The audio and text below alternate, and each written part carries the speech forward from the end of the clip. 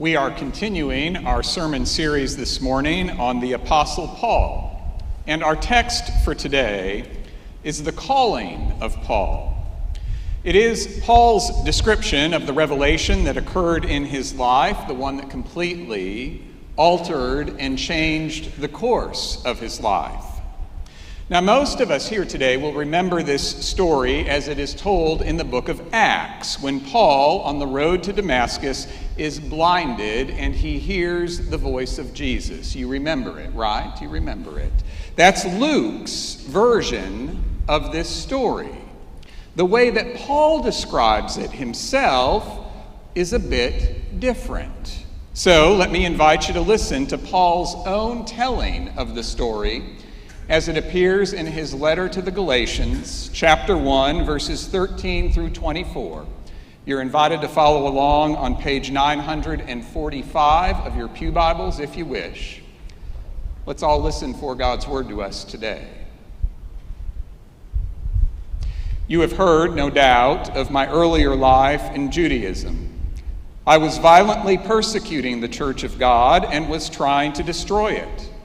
I advanced in Judaism beyond many among my people of the same age, for I was far more zealous for the traditions of my ancestors.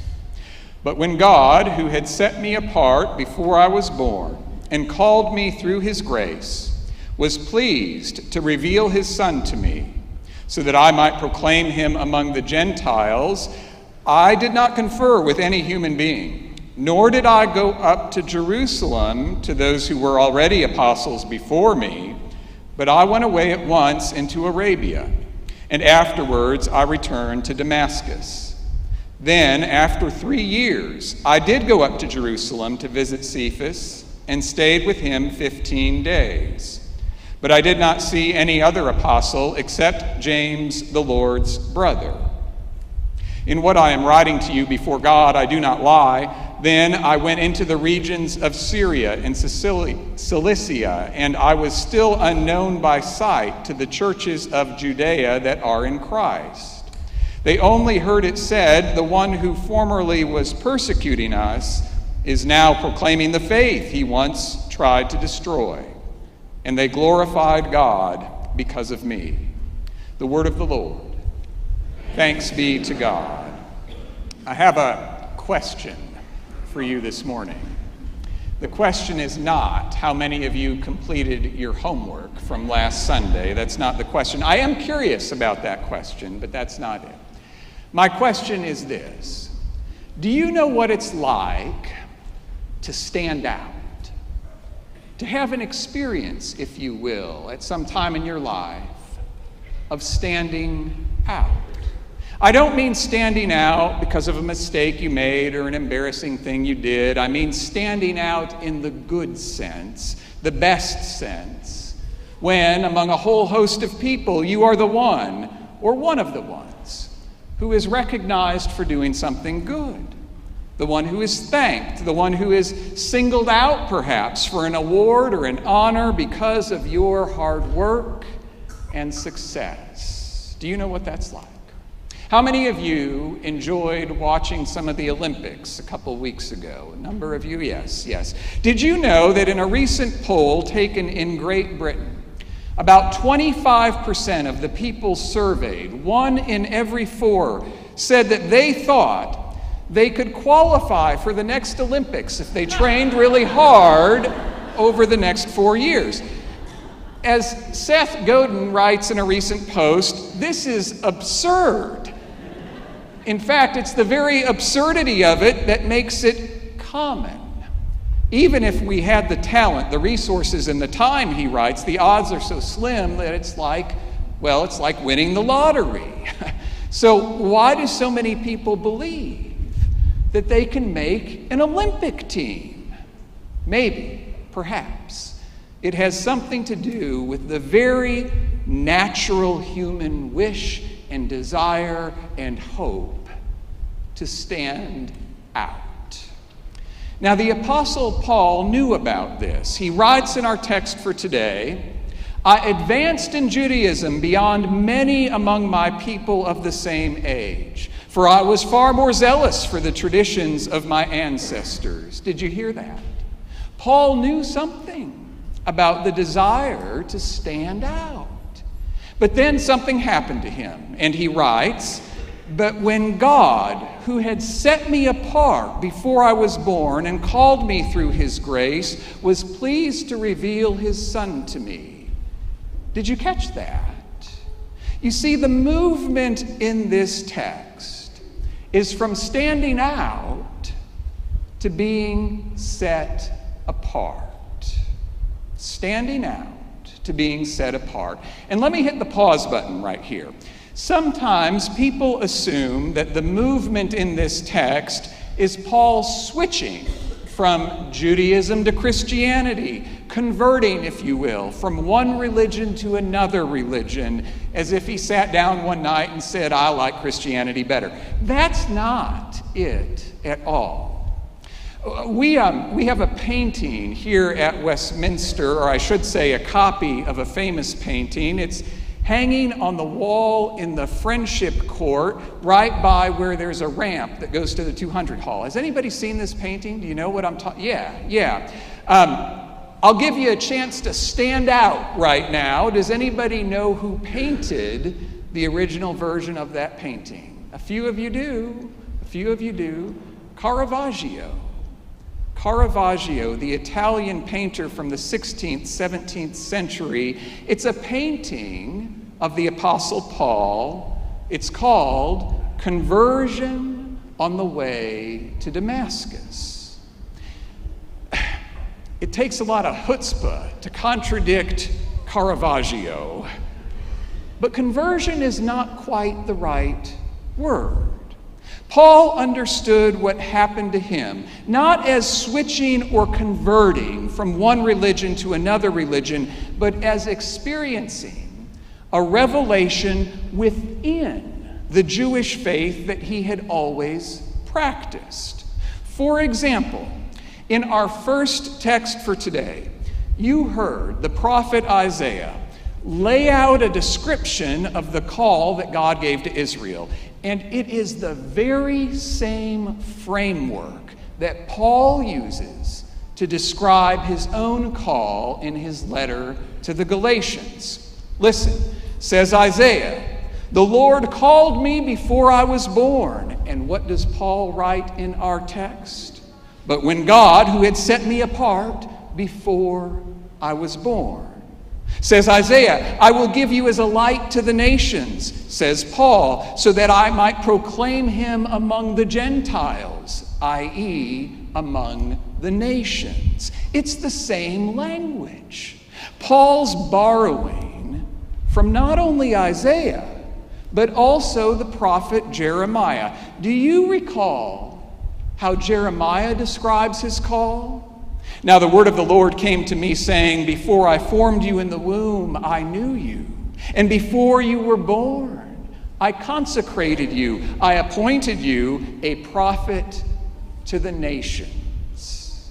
In other words, Paul still understood himself as a faithful Jew when he received this mysterious revelation from God. What's new is Paul's understanding of what he's been set apart to do. But even within that understanding, in certain ways it falls within this tradition in his Jewish faith. You see, when Paul says he's been set apart, he's not aligning himself with Olympic athletes. He's aligning himself with the prophets of old. And what do we know about those prophets? For example, when they had a word to bring, were they welcomed? Were they cheered? Did people shout out, "Yeah, good old Jeremiah is here"? No. You remember, I hope, what happened to Jeremiah. He was imprisoned. He was put in stocks. He was left to die in a muddy cistern, all because he was set apart by God, called by God.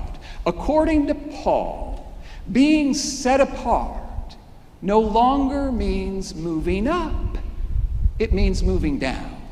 It means being willing to suffer, to sacrifice, to show the love of God. In fact, Paul details how he has suffered and the sacrifices he has made in another letter to the church in Corinth. 3 times, he writes, I was beaten with rods. Once I received a stoning. 3 times I was shipwrecked. For a night and a day I was adrift at sea. This is all Paul here, on frequent journeys, in danger from rivers, danger from bandits, danger from my own people, danger from Gentiles, danger in the city, danger in the wilderness, danger at sea, danger from false brothers and sisters, in toil and hardship through many a sleepless night, hungry and thirsty, often without food, cold and naked. That is what Paul says it means to be set apart by God. How many of you are eager to be set apart by God? Actually, that's not my question. That's not my question. My question today is not whether you know what it's like to stand out or whether you're eager to be set apart by God. How many of you, this is my question, how many of you know that you already are? You already have been set apart by God. Before you were in the womb, God knew you. Before you came into this world, God consecrated you. Every single soul in this room has been set apart by God and given a job to do. So let me invite you to consider a few points about what Paul is talking about when he's talking about being set apart. Point number 1, being set apart is not about you. At least not first. First and foremost, it is about God. It is about God choosing you. And that, my friends, is why you are here today. Whether you realize it or not, Paul would say that is exactly why you're here. You see, far too often, I think we get it in our heads that our presence in this room was our idea. Like we chose to be a part of Westminster Presbyterian Church. I mean, to some degree, I guess that's true. After all, some of you may have joined Westminster because of our excellent children's ministry. And others may have been drawn here by our superb youth ministry. And others were moved by the outstanding music ministry. And besides all that, the adult education classes here are second to none. And Westminster's growing, and it's inclusive, and it's full of generous people, and we have really outstanding parking. Just wanted to make sure you were still paying attention. You may think that some of that is why you're here. I suspect part of that is true, but according to Paul, it is not the whole truth. In fact, it's not the first truth or the deepest truth. According to Paul, what it means to be God's church is that first and foremost, God put you here. It wasn't our idea, it was God's idea. Just like God chose Paul long ago to play an important role in the first century church, God has chosen each of you to play an important role in the 21st century church. That's point number 1. And point number 2, we are set apart by God to be Christ's hands and heart in this world, which means living sacrificial lives of love, not for our own purposes, but for God's purposes. Not to be fed, but to feed others. Not to be served, but to serve others. Not to be recognized, but to recognize others. To see and pay attention to those people whom our society would much prefer to ignore. This is what being set apart is all about. I read recently about a church in Ukraine. It was a very small church, 25 people. 25 is all. And before Russia invaded in 2022, it was worship services and prayer meetings at this church. But after the war began, as their pastor, Sasha Ryabi puts it, we woke up. We open the doors of our church, he said. It's not only for services and prayer meetings now. People come for projects, to play games, to interact with each other, to have a meal together and pray together. We're open 6 days a week now, he says, and we grew. 70 children going through their doors every week. 300 adults regularly walking through their doors every week. We sit down at small tables, he says, and we share food. We share conversation. You cannot imagine, he writes, how much anger and grief and sorrow is in these people's hearts. People start talking and they can't stop. Many have become our close friends. And do you know what Sasha Ryabi says about pastoring a church in the midst of a war in his homeland? He said this: "We are lucky to be living in Ukraine at this moment." Lucky to be God's church in a place where a missile could strike any moment. I don't know if I would have the courage to use the word lucky. I do know this: it sounds like Sasha Ryabi's congregation knows what it's like to be set apart. Do you know what one of the most beautiful parts of being set apart by God is? God's power and God's grace can show up in you no matter what mood you're in, no matter where you find yourself at this moment. If you are tired today, how many of you are tired today? You can raise your hand. Yeah. You know what? If you are tired today, it does not disqualify you. If you are worried about one of your children today, it does not disqualify you. God can still work through you. If you're battling an illness right now, if you're anxious about your future right now, God still needs you. Even in conditions of evil and cruelty in this world, God promises that God's love and God's power is still going to set people apart and give them a job to do. In the second half of the 20th century, the late Rabbi Hugo Gryn was perhaps the most prominent rabbi in Great Britain. He was also a survivor of the Nazi horrors during World War II. As a teenage boy, Gryn and his father were in a concentration camp together. Each day, the prisoners were given a very small portion of bread. But if you held on to it, especially if you were a child, it could be stolen from you at night. So Gryn's father suggested that his father, keep Hugo Gryn's portion with him to prevent it from being stolen.